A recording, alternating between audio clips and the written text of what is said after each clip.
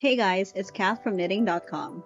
Today we're comparing the round knitting loom versus the Afghan knitting loom. So I have these two knitting looms. One is the round knitting loom and the other one is the Afghan knitting loom.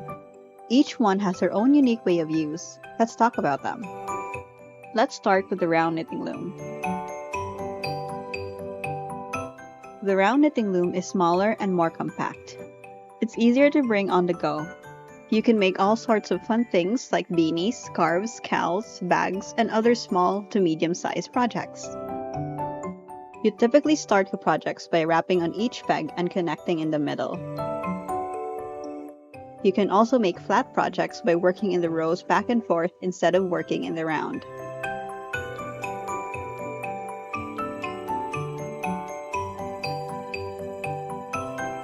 The Afghan knitting loom is much larger, has more pegs, and typically comes in two shapes: a regular straight or rectangular loom or an S-shaped loom like the one I have here. The S shape allows this Afghan loom to have more pegs while not taking too much space.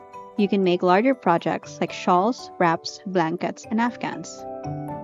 Afghan looms are not very portable because of their large size. They're bulkier and require a larger container to keep your projects intact. Both knitting looms are super fun to use, but if you want one that you can easily bring with you everywhere you go, then go for a round knitting loom. If you want to make a chunky blanket or a shawl, then the Afghan loom is your friend. Just make sure you're working indoors for a smoother knitting experience. We have other fun videos on loom knitting, so make sure to check those out.